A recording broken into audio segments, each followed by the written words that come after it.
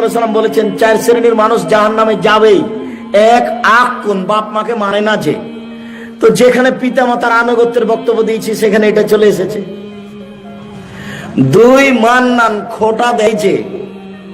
খোটা দেওয়া তো বুঝেন, একটু উপকার করার পরে পরের দিন বলছে তোকে কালই 10,000 টাকা কর্জ দিন রে, তুই ভুলে গেলি। 3, কামার, জুয়া খেলে যে, মানে লটারি, ক্যারাম বোর্ড, তাস খেলে যে। আর কোনোদিন যেন যুবক তোমাকে না দেখি এখানে। আমি এখান দিয়ে পার হয়ে রাত 2টায়, 3টায়, 4টায়, 1টায়, 12টায়, আজান দেওয়ার পরে আগে, তখন আমি তোমাকে দেখি। আমি তোমার উপরে দুঃখ প্রকাশ করছি এবং তোমার বাপ মায়ের উপরে।